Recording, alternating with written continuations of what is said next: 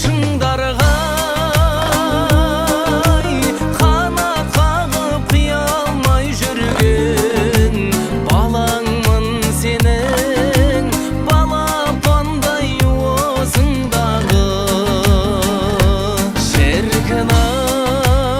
шіркін-ай ауылым менің қоңыр жел жауының керім көтерген үй тіршіліктің ауырын белің құмды өскен бауырым менің ауылым менің көңілімнің қақ төріндегі естен кетпейтін сәтті күндер тәтті өмірдегі аспан мен жердің бар мен жоқтың арасын жалғап аман жүріңдер әлемнің ең ақ көңілдері шіркін-ай ауылым менің қоңыр жел жауының керім көтерген үй тіршіліктің ауырын белің құмды өскен бауырым менің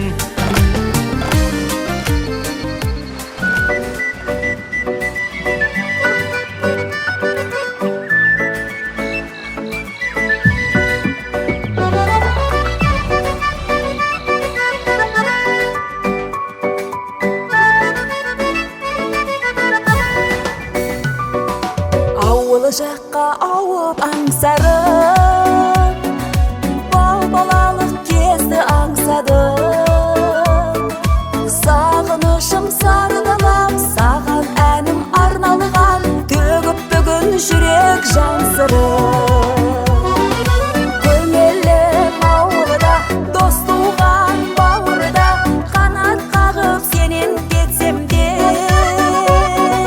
киелі мекенім сағынып жетемін қымбат маған өткен күн сенде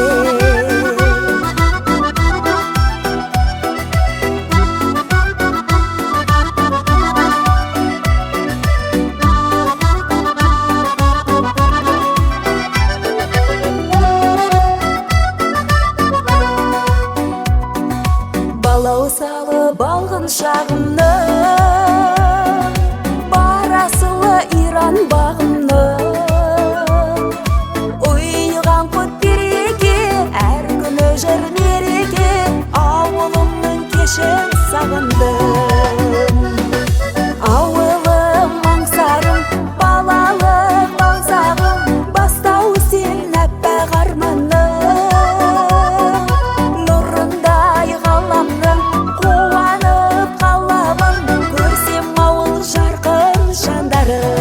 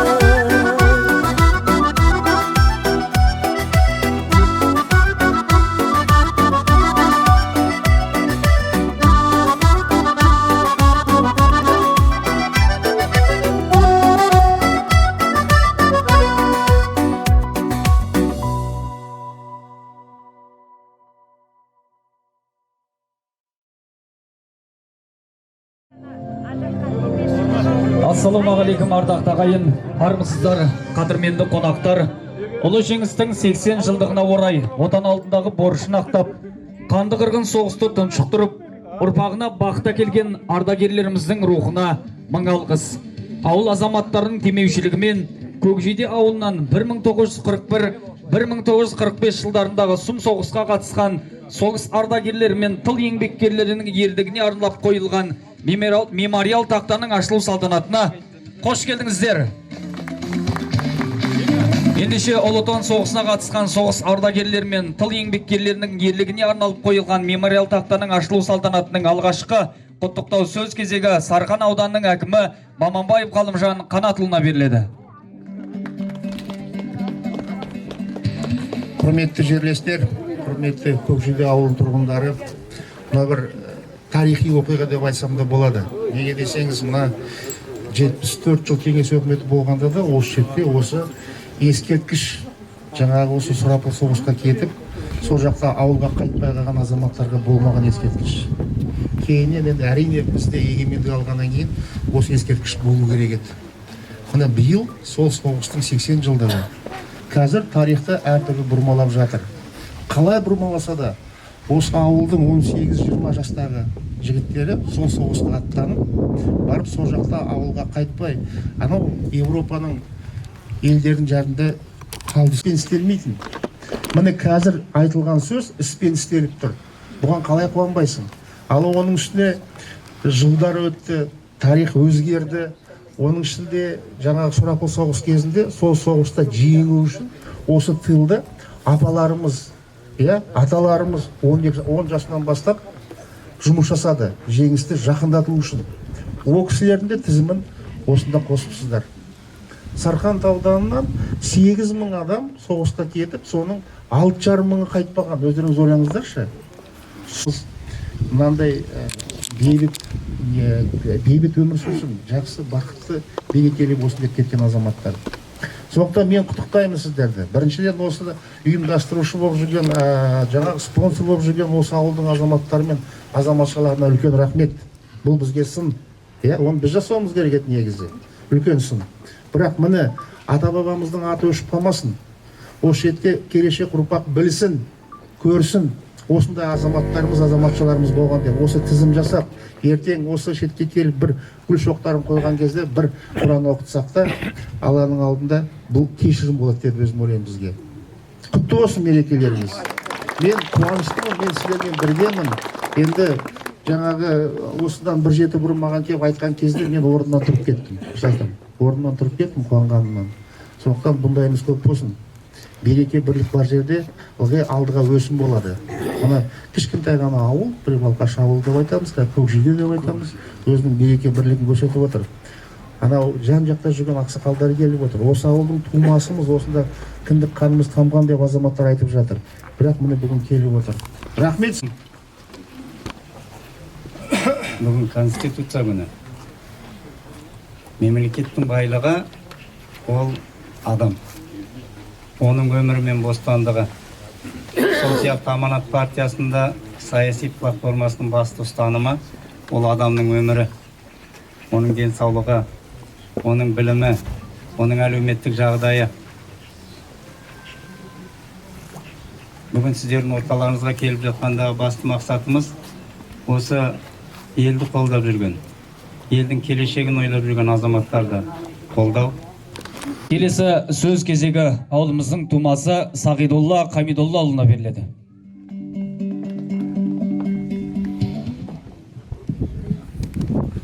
Ассалаумағалейкум, құрметті ауылдастар, келген қонақтар, Көкжиде ауылына келген қадам басқандарыңа нұр жаусын.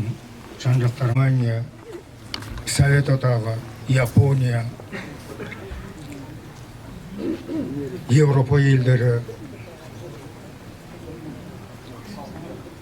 Совет елінен сол кездегі информацияға қарағанда 25 миллион адам қайтыс болған. Осы ауылдан кеткен ерікті гигант 21-ші ауыл деді, одан кейін Көкжиде ауыл советі болды. Осы жердегі адамдардың бәрін жинап, военкоматтан қарап, кітаптан қарап, боздақтарымызды шығардық. 56 боздағымыз бар, осы ауылдан кетіп қайтпай қойған. Одан кейін 56 майдангеріміз бар, аман-есен барып соғысқа қатысып, еліне қайтқан. Оның ішінде мына Мұқаш ағамыз бен Емберген ағамыз Берлинге дейін барған, партизандар да болған. Ағаларымызға құрмет жасап, осы майдангерлерге, боздақтарға тас қояйық, мемориал жасайық, ардагерлер алаңын жасайық деп басында сөйтіп бастағанбыз. Содан кейін бір кітапты оқып, Семейдің бір полный кавалер ордена славы, Герой Советский Союзге теңелетін ағамыз 39-да кеткенде 43 жылы Ворошиловқа хат жазып, отпуск сұрайды. Сол 15 күн отпуск береді, ауылына барса, халықтың тұрмысы нашар, үйде тамақ жоқ дегендей. Сол сельсоветке кіріп, хат жазып, 8 килограмм арпа алып, соны әкеп үйіне алып келеді. Сонан кейін соғысқа кеткеннен кейін окопта жатып, постоянно жылай береді екен. Соны сұраған ғой, сонда жаңағы ауылдың жағдайын айтқан ғой. Соны ойлап, осы ауылды дүрілдеткен кезінде 10 адам осы ауылдан 22-ші партсъезге барып орден алып келген. Мен есімде қалғаны Исанов. Содан кейін Тұрар апамыз, Ембергеннің шешесі. Сондай 10 адам барып 22-ші съезге партсъезге қатысып келген. Келіп, еңбек етіп, осы ауылды дүрілдетіп, бәрімізді тәрбиелеп, бәрімізге образование беріп, жұмыс беріп, ақылын айтып кеткен азаматтар. Неге оларды тасқа жазбаспыз деп, олардың да еңбегі зор, жеңісті жеткізу үшін деп, бізде тылдағы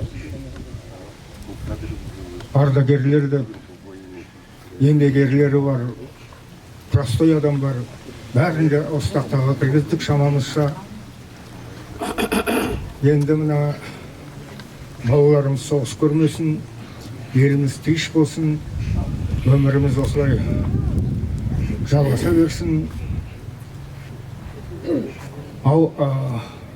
Сарқан әкіміне, Аманат представителіне, ауылдың әкіміне, бәріне рахмет. Осы істерге әсіресе ауыл әкімі көп көмектесті. Кісілерін жіберіп, ақылын айтып дегенде, мынаны сөйтіп қой, мынаны бүйтіп қой дегенде. Осы азаматтардың бәріне рахмет. Келген қадамдарына нұр жаусын дейін. Дендері сау болсын, жан-жағы аман болсын. Ары қарай көтеріліп, президент болсын. Ал сіздерді келгендеріңе рахмет. Қабыл алың. Көкжүзден құтты болсын енді. Мына ескерткіш ашылып жатқаны көптің еңбегі. Сәкене жаңа айтып кетті ғой, осыдан 2 жылдай ауылдың боздақтарын, осы соғысқа қатысқан адамдарын түгендеп, список дайындап, тынбай бар жерде бізге айтып жүрген сол жасайтқан. Жанын салып еңбек еткен аналарымыз бен апағаларымызға тағзым, бүгінгі бейбіт өмірдегі тірегі мен тілеуі. Бұл ескерткіш ерлікке тағзым ғана емес, болашақ ұрпаққа үлгі, елдікке ұмтылмақ ұрпаққа рух берер мұра. Ерлік ұмтылмайды, ер есімі ел есінде. Отан үшін жанын қиған батырларымыздың рухы алдында бас иеміз. Мәңгілік ел болу жолында осындай рухани тіректеріміз әрдайым жаңғырып жасай берсін. Бір қуаныштысы, осы ауылда өсіп, тарыдай таралып Қазақстанның түпкір-түпкірінде еңбек етіп жүрген жерлестеріміз де бұл іске бей-жай қарамай, ат салысып, қолдау білдіріп, туған ауылдың көркеуіне үлес қосып отыр. Бұл нағыз ел жандылықтың, туған жерге деген адалдықтың белгісі. Баршаңызды бүгінгі айтулы күнмен құттықтаймын. Ынтымағымыз беріп, бірлігіміз баянды болсын. Ауылымыздың көркеуіне берсін, көркейе берсін, берекке мен бірлік әрқашан ортақ байлығымыз болсын. Енді осында ұйымдастырушыларға көп рахмет. Осында ауылда жүріп, енді біз сыртта жүрсек те жүрегіміз ауырып, бәрін бақылап, қарап отырдық, қолымыздан келген көмегімізді көрсетіп. Құтты болсын. Енді осы сәтті пайдаланып отырып, мен мына мектеп директор ұжымына өзімнің жолдасым Абай журналын 30 жыл басқарған, сол кісінің еңбегін, арнайы кітабын ала келіп едім. Соны директорға табыс етейін деп едім. Таңдамалы туындыларын және естелік кітабын. Ол кісі міне 1 жыл болды айырылып қалғаныма. Соған одан кейін қазір Абай журналын арғарай жалғастырып отырмын, арты редактор ретінде. Сол Абай журналын да осы кітапханаға ұсынайын деп отырмын ұрпаққа.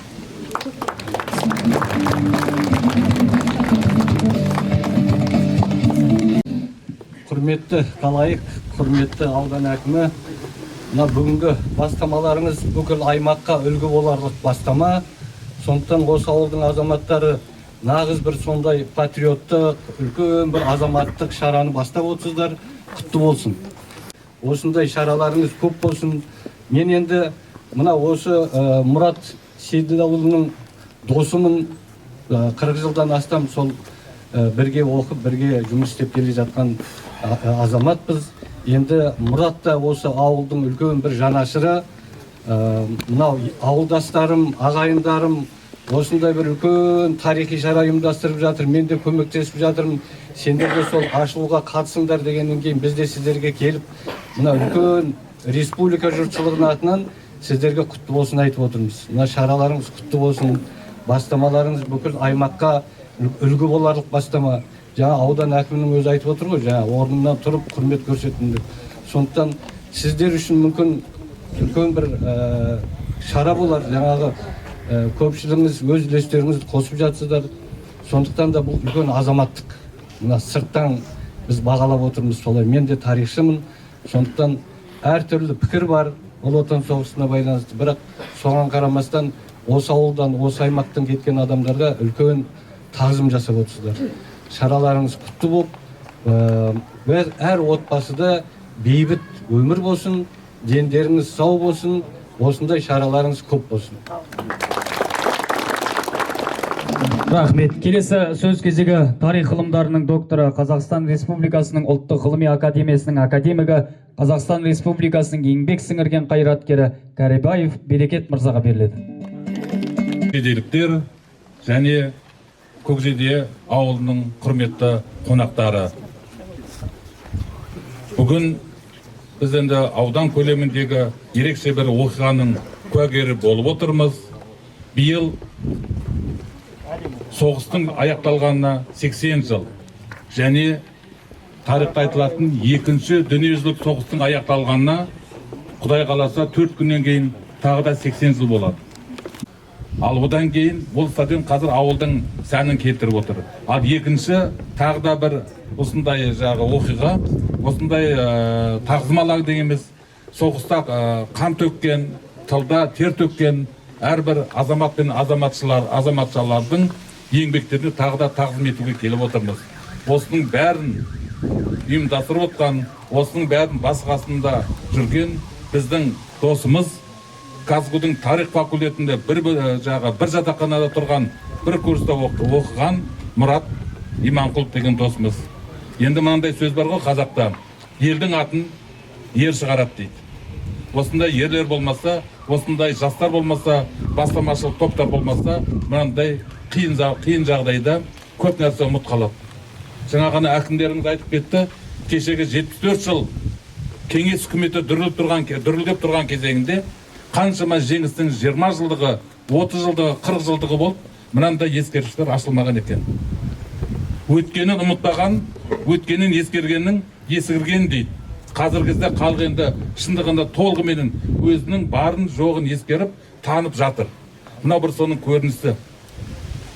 Мен де осыған байланысты талай рет мақалалар жазып, газеттерге мақала жаздым. Қарап отырсам, әрбір ауылдық округтан, сол кезде сельсовет дейді, шамамен 200-300 адам 39-45-ті майданға шақырылған екен. Әрбір ауданнан 8 мыңнан 12 мыңға дейін халықтың санына байланысты. Әрбір облыстан 150 мың, ал бүкіл Қазақстаннан 1,5 миллион адам майданға аттанған. Біздің қазіргі осылай өмір сүріп отқанымыз сол боздақтардың, сол ардагерлердің еңбегінің арқасында. Өлі риза болмай тірі байымайды дейді. Қазіргі кезде біз қазіргі заманда бейбіт заманның, бейбіт күннің қадірін енді түсіп отырмыз, түсінгендейміз. Сондықтан да мына қаза тапқан, майданнан оралмаған аталарымыздың еңбектері еш кетпеген екен. Біз оларды әрқашанда есте сақтауымыз керек. Бүгін міне Көкжейде ауылындағы болып жатқан оқиға осының куәгері. Енді айтарым, тарихта бар екен, бір болған оқиға ол кездейсоқ сияқты. Екінші рет болса сол оқиға оған назар аудару керек. Ал үшінші рет қайталанса, бұл заңдылық. Өткен жылғы спорт алаңы, биылғы болып жатқан тағзым алаңы дейді монументалды. Ал келесі жылы тағы да бір ескерткіш ашылса, онда мен айтамын, Көкжейде ауылдың тұрғындары бір заңдылыққа, яғни осы ауылдың сәнін келтіруге, ажарын ашуға күш салып жатыр деген сөз. Яғни, мына ашылға жатқан ескерткіштеріміз құтты болсын. Әрқашанда біз соларды есімізде сақтап жүрейік. Рахмет. Алматы қалалық ұстаз кәсіп одағының төрағасы Байгутанов Серікжан Қадыралиұлына беріледі.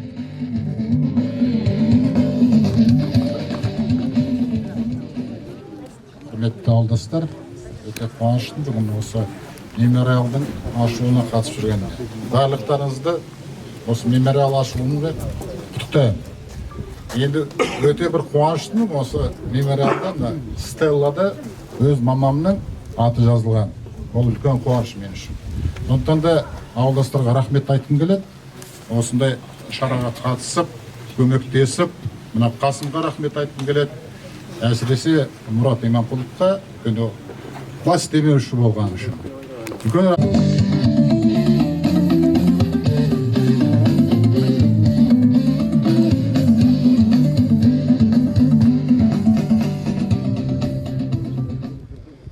Құрметті жерлестер, қадірменді қонақтар, бүгін біздің ауылымызда үлкен қуаныш. Бұл қуаныштың куәгері болып отырған біздің Ұлы Отан соғысының 80 жылдығына арналған ашылып атқан мемориалды тақтамыз. Енді осы ата-бабаларымыздың алған маңдаймен тер маңдайын төгіп тапқан осы еңбек үшін біз рухына басымызды иеміз. Соларға ең болмаса да септігімізді, көптігімізді көрсетейік деп осы іс-шараны басталғаннан басы қасында болдық. Әрқайсыңыздың қосқан үлестеріңіз, айтқан ниеттеріңіз, берген ақылдарыңыздың бәрін орындадық деп ойлаймыз. Енді кем-кетіксіз жағдай болмайды ғой. Алда-жалда ондай болса жөндеуге тырысамыз. Сонда да барлықтарыңыз бір жағадан қол шығарып, бір жағадан бас шығарып, бір жеңнен қол шығарып, осы шараны аяғына дейін жеткізіп, осындай бүгінгі сән салтанатты күнге жеткізгендеріңізге барлықтарыңызға рахмет айтам. Алыстан жақыннан келген барлық ағайын туысқандарға, қонақтарға, жолдастардың бәріне әкім мырза барлықтарыңызға рахмет. Ауылымыз өссін, көркейсін, өне берсін. Бала шағамызға осы жасалып отқан игі шара әрқашанда үлгі өнеге болсын. Әрқайсымыздың енді жүрек толқып тұр.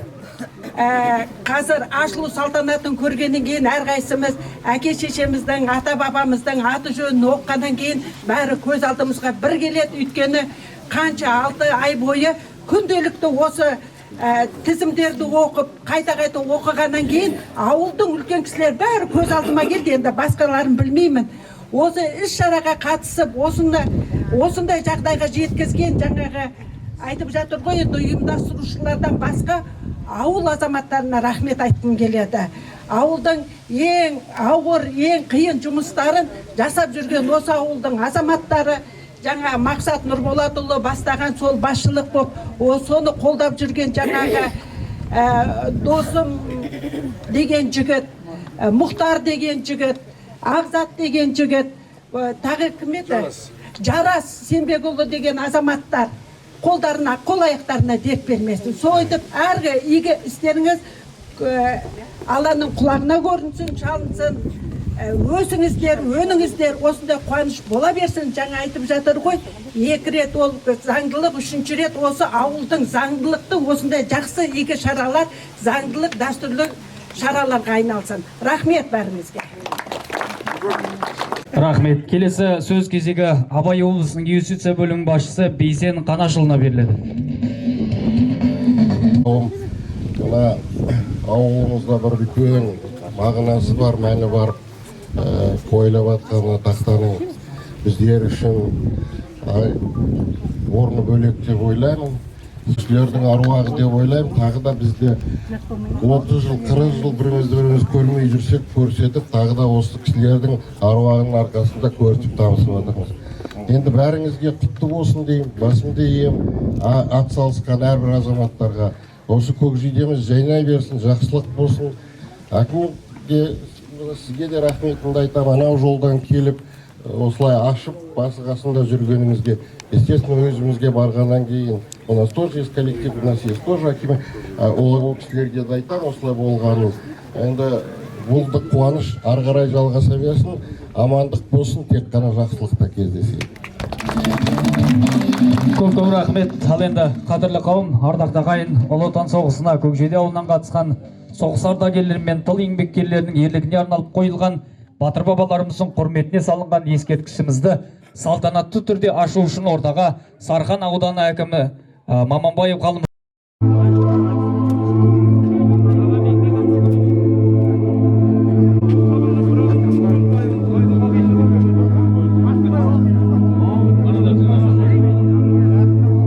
Еске лайық құрметті құрбандардың рухын қабірлерсін асыл ерлер ескерткішке айналсаңды біз үшін мәңгі бақи тірісіңдер, тірісің. Осындай ержүрек қайтпас қаймайды. Бүгініміз бейбіт күн, ертеңіміз жарқын болсын. Бейбіт өмірдің ақ таңында көріскенше күн нұрлы болсын, құрметті ауылдастар. Келесіге Ол кісі уже 100-ге таяды, 3 жылдан кейін 100 жасқа келеді.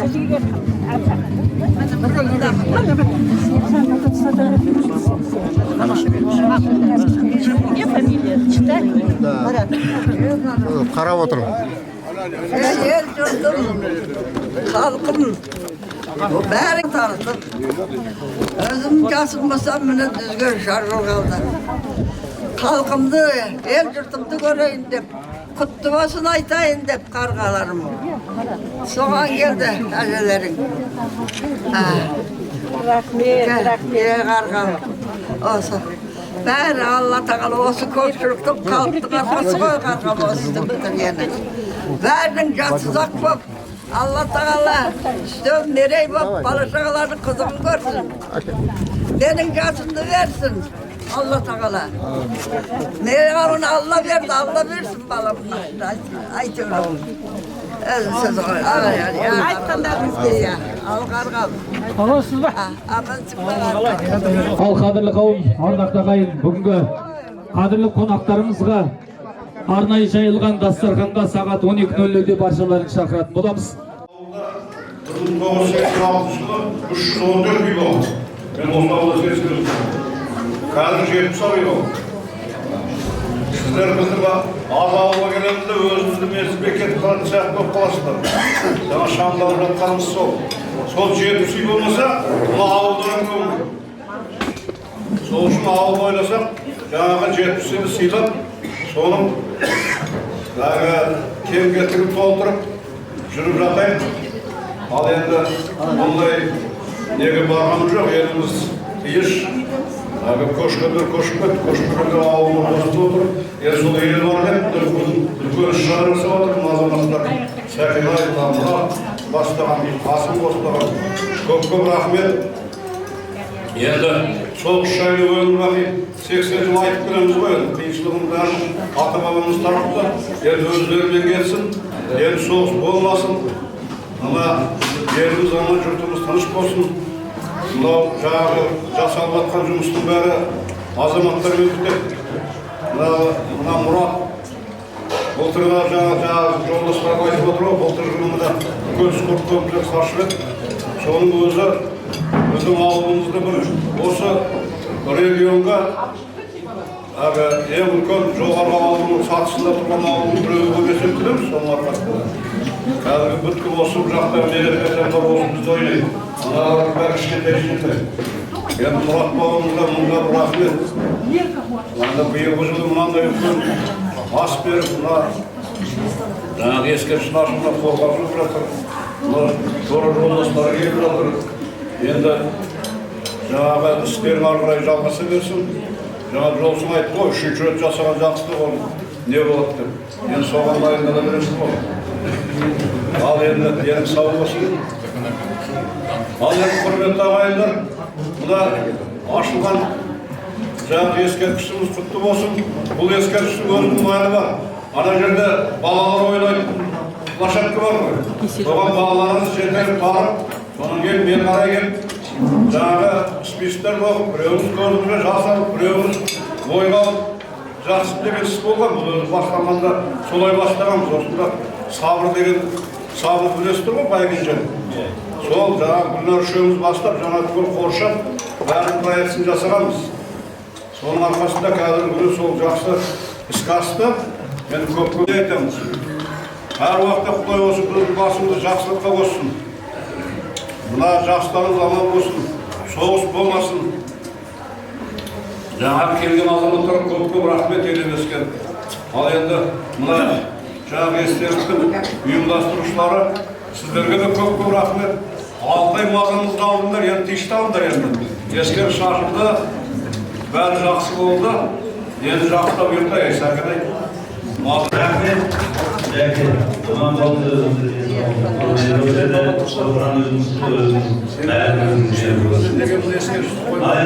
құрметті ағайынымыз, енді осыдан Алтайдың мақсаты ғой. Көбісі жаңағы қайта Мұратты, Сәкен айды, жаңағы Қасым айды, мен мана айтайын. Маған жаңағы Әлемнің атын қолым, осы ауылдың азаматы. Ауылдың қыздары, ол кезін біреуіз қызана красныйлар кіріп қарап жеткізіп кетіп жатыр. Мысалы ана кісінің, мына кісінің білем. Соның бір айтып тұрғаннан кейін соның ана қыздар айтып рахмет жаздарын рахмет. Шын айтқан кезде біздің ауылдың азаматтары мен қыздарына рахмет. Жаңағы нұрлы қарындасыма қоспанымыз оған рахмет. Жаным шығып қазіргі жағдайын айтып бәрін. Енді Қасымды, Мұратты, Сәкенайды айтып өтіп қойып осыға рахмет әрине. Олар ұйымдасып, бірақ біздің халыққа рахмет.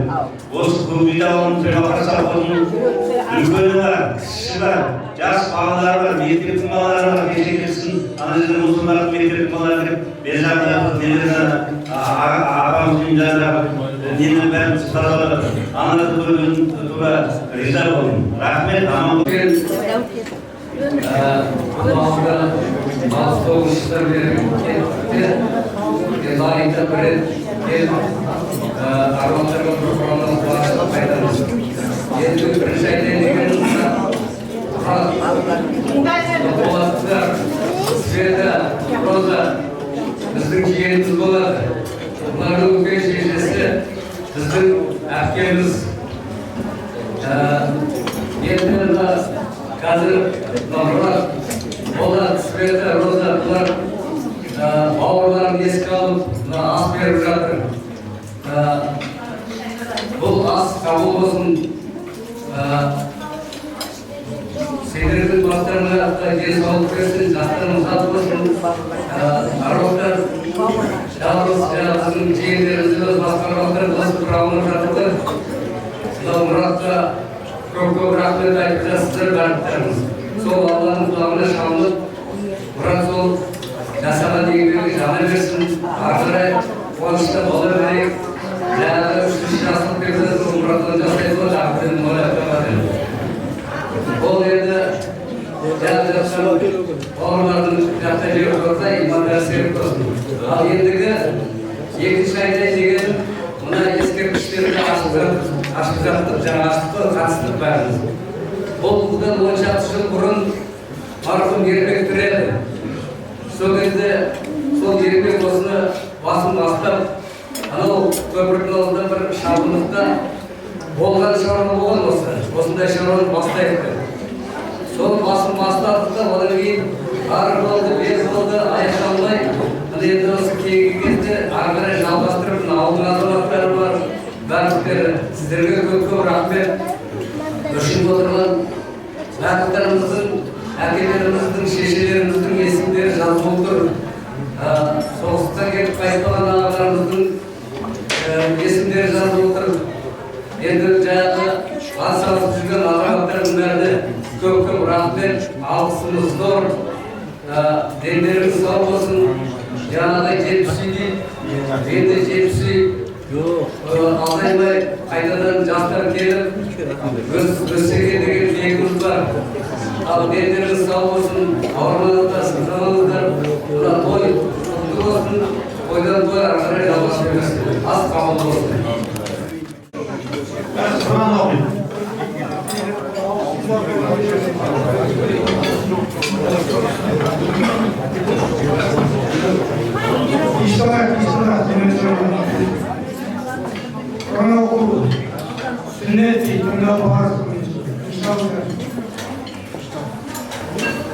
أعوذ بالله من الشيطان الرجيم بسم الله الرحمن الرحيم الحمد لله رب العالمين الرحمن الرحيم مالك يوم الدين إياك نعبد وإياك نستعين اهدنا الصراط المستقيم صراط الذين أنعمت عليهم غير المغضوب عليهم ولا الضالين آمين بسم الله الرحمن الرحيم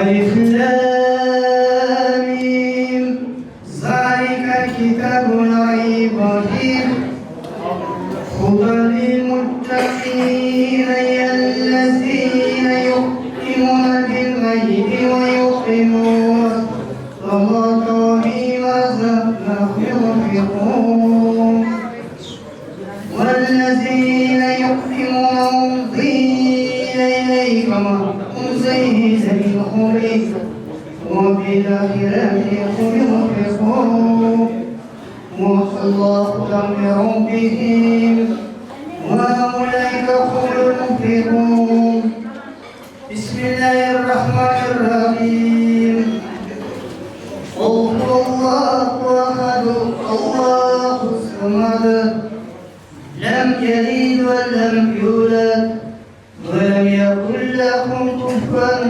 أحد الله أكبر الله أكبر الله أكبر لا إله إلا الله والله أكبر والحمد بسم الله الرحمن الرحيم هو الله أحد الله الصمد لم يلد ولم يولد ولم يكن له كفوا أحد الله أكبر الله أكبر الله أكبر لا إله إلا الله والله أكبر والحمد بسم الله الرحمن الرحيم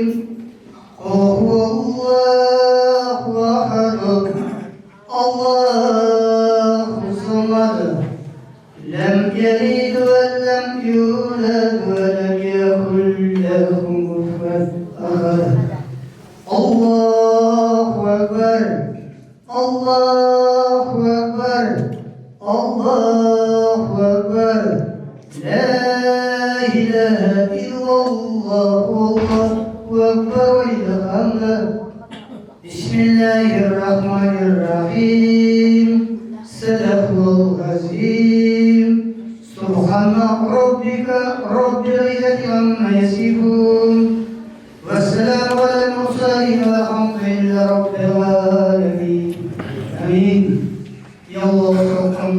Karim сөзсін болған сауапты адам ата қылымызға 124 мың пайғамбар 33 мың сахаба соңғы пайғамбарымыз Мұхаммед Мұстафа саллаллаху алейхи уассаламның рухына оның отбасына қадірменді сахабаларына оңтүстік пен солтүстікке батыс пен шығыста жатқан бүткіл әулие әмби бабалар мен аналарымыздың рухына өз өмірімізде жатқан Қоңырбайұлы көтен тауыптарымыздың рухына Бәйет бабамыздың рухына Төлебай бабамыздың рухына солардың данасында болған Иманқұл бабамыздың рухына башқаздар Иманқұлұлы Бек Мұхаммед бабамыздың рухына башқаздар Бек Мұхаммедұлы Сейдал әкеміздің рухына башқаздар Сейдалұлы Серік бауырымыздың рухына Сейдалұлы Мұрат бауырымыздың рухына Сейдалұлы Асқар бауырымыздың рухына Әлиба анамыздың рухына ата-баба аталмай қалған Құран дәметкен күллі ұрпақтардың рухтарына башқаңыздар Ялла жәннат жәннат тәндері хаттауы Құрметті ағайын туыстар, көкжиденің осы лидердің үшіп шыққан азаматтарға, азаматшаға сәлем беріп, жандарым бәрін аман болыңдар, елдері сау болсын, өмірлерің ұзақ болсын. Осы ас беріп жатқан сейдаларының балаларына рахмет айтамыз. Қабыл болсын берілеміз. Сонымен мен айтайын дегенім, біздің жынға беретін бір 9-шы майға беретін тамақтарымыз бар ғой. Әрбіріне ақша шығарып, әрбір ата-аналарға тамақ береді. Сол біз анау көгалға беретінбіз енді. Мен өзімнің көмесінің ауылдың несі қара шаңырақтары кетпесін, елдер шығайда деп кетпесін деп. Сол жиналған ақшаға біздер неге көгалдарды су жүргізіп қойса сол ақшамызға келеді деп есептесін. Мысалына сарқанда газ кетіп жатыр. Сонда бәріміз ақша шығарамыз. Ауылға газ кетсе сонымен любой қара шаңырағынан ешкім кетпейді. Мен соны көп ойлаймын. Биылғы беретін жанақтар, енді жанақты енді біледі ғой соны. Оны бір тамақ ішіп кеткеннен түктігі жоқ.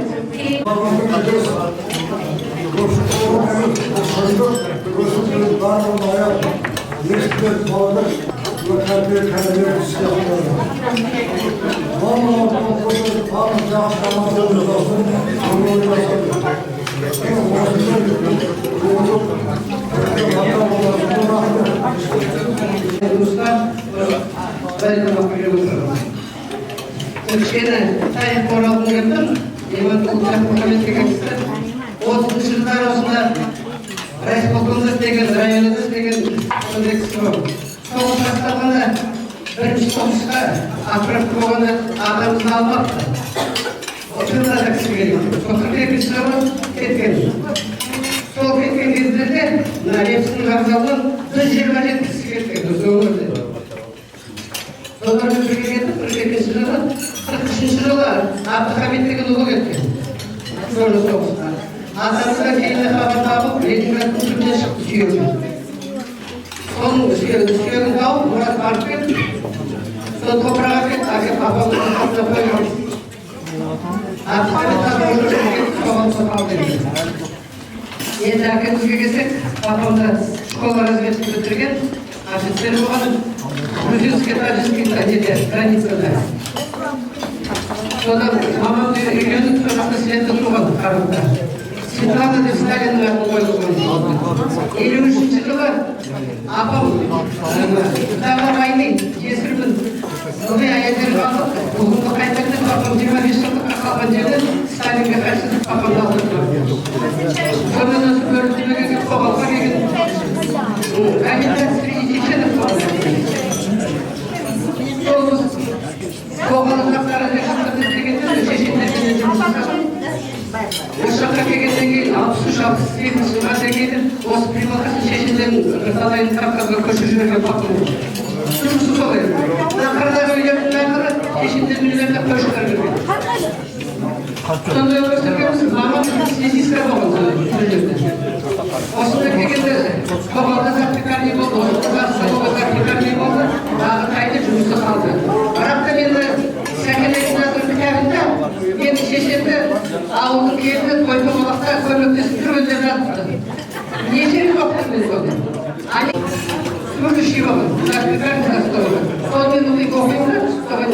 Он это надо спрашивать. Сен маған келмей, мен сесірді секретарь болғанда техничка болған. Ал енді, сондай историяға келсек, апамыз сол кезде строительный кабинетте істегенбіз дейді. Кәйеттің қолында береді, апармат береміз, кәсіпін салған, қолға, маған қайтып кізетміз. Кәйеттің қолында біздің тракторды деп қалай сылайды. Біздің ауылымызда кім болған шекараға? Сол, неміспен жүргенде бірге барып бидай ойлаймын деп автогардан отырып берген. Сондай жұмыстар болып болған, бөлімдер біздің асырап тұрған, соғысында. Далаға жіберіп, киімін жіберіп, Hepsinden Ukrayna'da gibi zavod, ok шығаратын zavod. Кейіннен соғысқа кейін, оны уже шек азаматы жасады, оны сатып жатыр. Ал енді тағам білесіңдер, оларды білесіңдер. Енді серікпен 4 жыл болады. Нарық қашуға 7 жыл болады августтың 4-інде. Осы 29 жылында асқарға 2 жыл болды. Содан осындай скандал ашамыз, осындай не болады деген кездерде, енді дұрыстай тамақ берейік деген сөз болады. Тамақ алыңыздар, ішіңіздер, отырыңыздар, ойларыңызды айтыңыздар, қастастары бар, достары бар, туыстары бар. Тамақты ішіп, айтқандарыңызды айтып отырыңыздар. Рахмет тыңдарыңыздар. Қадірлі жерлестер, бүгін енді дастархан жайып, осы көкшеге ауылында өсіп өрген жаңа сердәліктер әулеті, жаңа роза шет-шағасында айтып кетті. Біз енді бір ауылда өсіп өрдік, Света мен Мұстани бірге еңбек жасап, осы көкшеге де еңбегімізді бастағанбыз. Розамен көп араластық, Мұрат Болатмен, Мауылдармен көп араластық. Бәрі бірге жүрген азаматпен азаматшалар. Енді бүгін бауырларын, әкесінің, анасын еске алып, мәкен дастархандарын жайып жатыр. Сол дастархандар бұнына құрамның ішінде болып, ниетімізді осы отбасына білдіріп жатырмыз. Енді жаңа айтып жатырмыз, осы ауылдың көп бастамаларын бастаған Мұрат деп. Мұрат менің оқушым, ол бір кішкентай күнде өзінің осындай жасылығын мектептің қабырғасында кішкентай күннен біледі. Жаңында 3 жасында екен.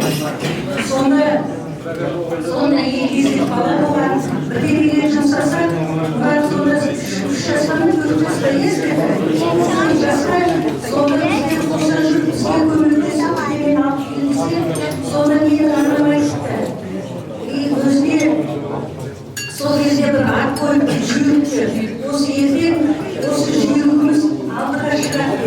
Сол енді үлкеніміздер сол кезде осыны білген. Менің Мұратымыз осы ауылда үлкен стадион салып, енді бүгінна ескерткіштарда ұлы отан соғысының ардагерлеріне, тыл еңбектеріне үлкен бір шара өткізіп, шарадан кейін мынандай ас беріп жатыр. Сондықтан мына бүгін қатысып отырған ауылдастарымызға бәріне рахмет. Бәріміз үлесімізді қосып, ақылымызды айтып жүрдік. Соның шаралар бүгін жақсы өтті, өздеріңіз көрдіңіздер. Аудан әкімі қатысып отыр. Жан-жақтан Абай облысынан, Астанадан, осы ауылдан өсіп өрген азаматтар келіп, өздерін қосып ниеттерін білдіріп жатыр. Мұратпен бірге істеген Қасымовтың ұстаздары келіп жатыр. Бұл кісілерге де көп рахмет. Бас иеміз Мұратты поддержка жасап, келіп жатырсыздар. Енді ас қабыл болсын, Света, Роза, олар отыр, Мұрат ас қабыл болсын. Дастархандарыңыз әрқашанда жақсы мен қуанышта жайда берсін. Отбасыларыңыз осы өніміз, еліміз аман, жұртымыз тыныш болсын. Енді жаңа ұмытып айтайын берейін. Енді осы үлесті Мұратқа жақсы көмектескен, Мұраттың қасында жүрген біздің ауылдың осы төңкері Қасым Досанұлы, Сағинова, Қамиұлы. Содан кейін жаңа жастарда енді көбіміз жастарды қарамасақ та, әке-шешелерін танымыз. Үлкен үлестерін қосып, осындай үлкен шара өткізіп, өздеріңізге рахмет. Оның ішінде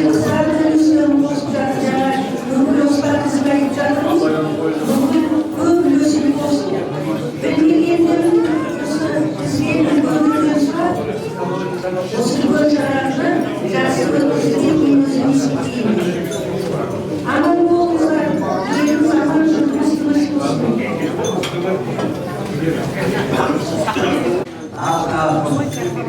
Осы көпшілік халқына көпшілік davratты. Алла Тағала осы берген ақтарын қабыл етіп, айтып, бақытты болып қалғандардың бәрі бала-шағаларын күтіп көріңдер. Көп айтар сөзім жоқ осы жерге ел жұртына, осы кентелерге бата берейін, ел жұртымды көрейін сұраған. Тұрғын жатқандарыңа рахмет, мыңда бір рахмет, жастар ұзақ тұрыңдар. Рахмет апа, рахмет айтқаныңыз келсін. Енді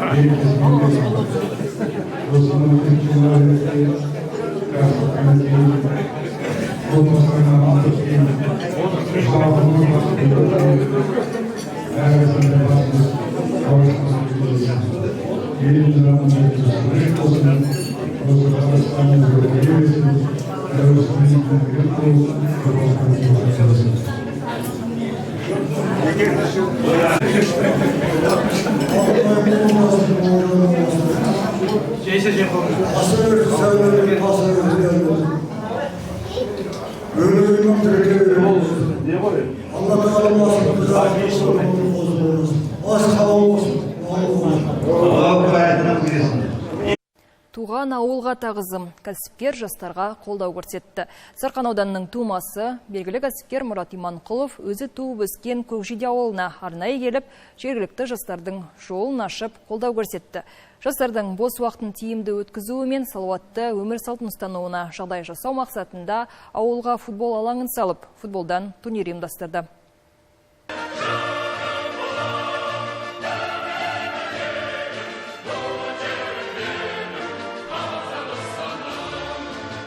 Турнирге Сарқан ауданының бірнеше ауылынан жиналған жасөспірімдер қатысты. Сондай-ақ Алматы және Талдықорған қалаларынан да келген командалар да болды. Ала таңмен басталған дүбірлі дода түн жарымға дейін жалғасты. Қызықты әрі тартысты өткен ойын барысында жас спортшылар өз шеберліктерін көрсетті. Кәсіпкердің айтуынша, ауыл жастарына демеу болып, оларды спортқа баулып, туған жерге деген сүйіспеншілікті арттыру.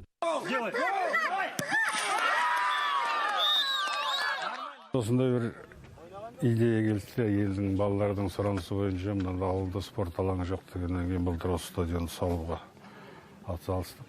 Осы стадионды салып бердік. Бірінші турнир 30 август күні өткіздік. Енді осыны жыл сайынғы дәстүрлі спорт шара ретінде, турнир ретінде ұйымдастырсақ деген ой. Сол себептен биыл екінші рет өткізіп жатырмыз. Әр жылы әртүрлі приздерді әкелерміз. Футболдың өзінің арнайы приздерінен басқа.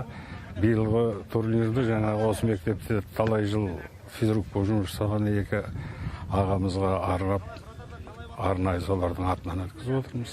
Дүбірлі дода Көкжиде ауылының спортын дамытуға сүбелі үлестерін қосқан қос азаматты еске алу мақсатында өтті. Әруақтарына Құран бағыштап, ауыл тұрғындарына арнап ас берілді. Иманғалиев Сәрсенғали ағамыз, екінші Долаев Санат Долаевич деген болған. Сол кісілер келіп жұмыс жасағаннан бастап біздің ауылдың спорт деңгейі өте үлкен дәрежелерге жетті. Спортты район, облыс деңгейінде өте көп спортшылар шығарған спорт жаттықтырушылар болған, жаттықтырушылар.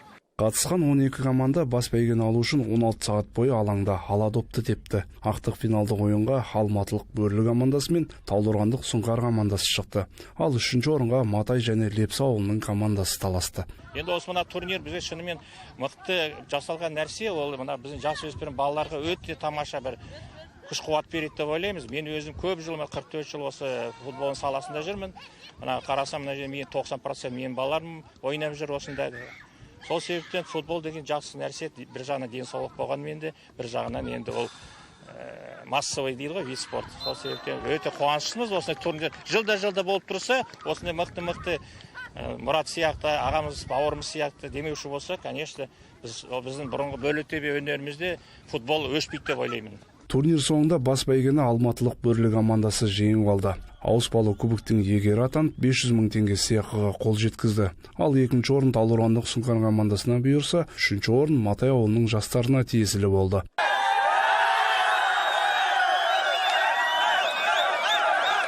Үздік сұрмерген номинациясы бойынша Сұңқар командасында өнер көрсеткен Жанабек Балғабеков жеңіп алды. Ал дүбірлі доданың үздік ойыншысы атанған матайлық Алтай Оразхан болды. Турнир өте жоғары деңгейде өтті. Командалар жақсы дайындалған. Біздің ауыл 12 команданың ішінен жүлделі 3-ші орын алды. Жарыс өте жоғары деңгейде өтті. Көкжиде ауылының тұрғындарына рахмет. Спортшылардың дайындықтар жақсы. Мен өзім Сұңқар командасында ойнадым. Финалға шығып, бірақ пенальтидан ұтылып қалдық, бірақ ол да жеңіс. 2-ші орын алдық, Аллаға шүкір. Бәрі Алланың қалауымен. Бүгін осы турнирда сұрмерген атандым. Міне осындай жүлделі нәрсе берді. 9 гол салдым. Спортшылардың дайындықтар өте керемет. Ауыл болғанмен де, бірақ барлық спортсмендер ауылдан шығады дегенге мен сенем. Өте жоғары деңгейде ойнады. Бәрі бір-біріне қарсы өте күшті ойындар болды. Бәрі текетірес жақсы болды. Ешқандай команда мықты, слабый деген ондай нәрсе болған жоқ. Мұнда игі істер алдағы уақытта да жалғасын табады. Мақсат ауыл жастарын демеу болып, оларды спортқа баулып, туған жерге деген сүйіспеншіліктерін арттыру. Нұржан Қасаболатов, Әли Қуанышев, Жетісу арнасы.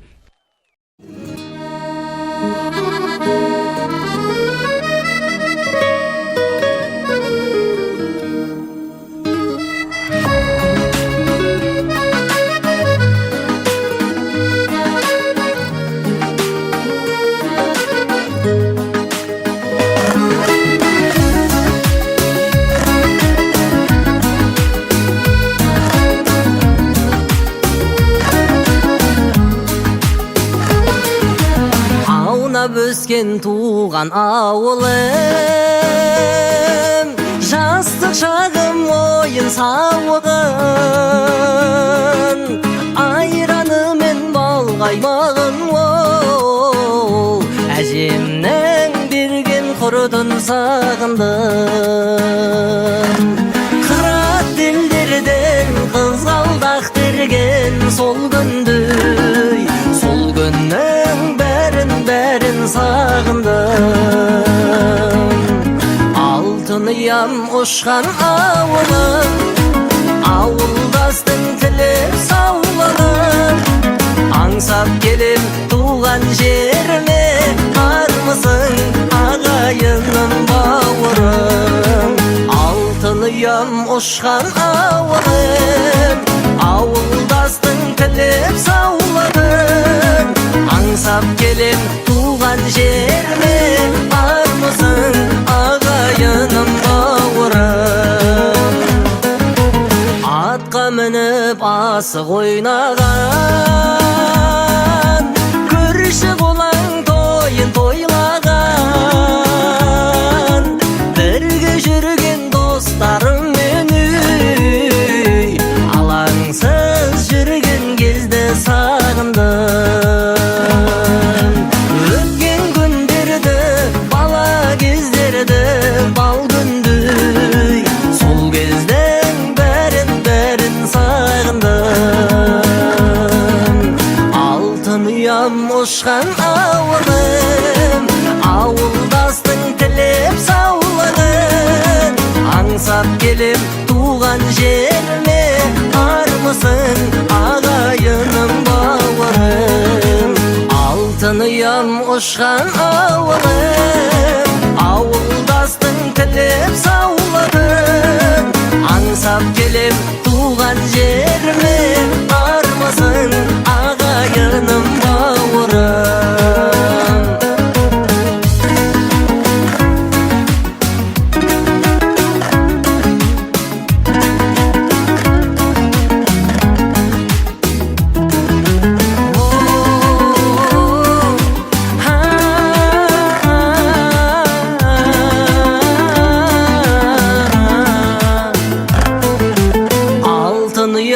Ұшқан ауылым, ауылдастың тілеп саулығын, аңсап келем туған жеріме, армысың ағайыным бауырым.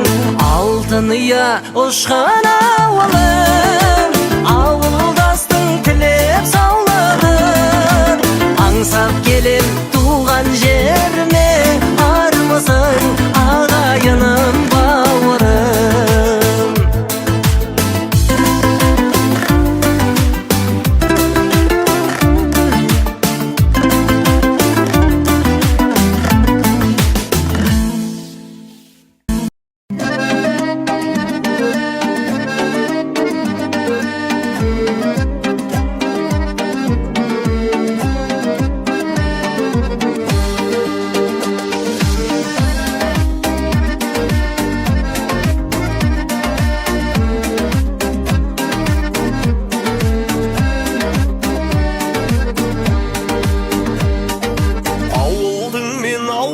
Мен емделдім, сағындым шын әсілдерін жеңгемнің, бала күннің есі қалған ауылға, сағынышты басу үшін мен келдім. Бала күннің есі қалған ауылға, сағынышты басу үшін мен келдім. Құшақ жайған бауырға, жаны жайсан қауынға, сағынышпен келіп қалдым мен бүгін, алғыстарын алуға.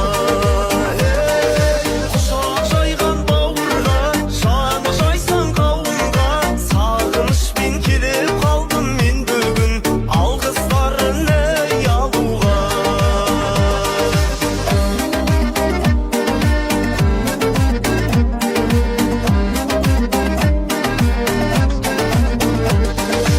Аралап та көрдік талай әлемді,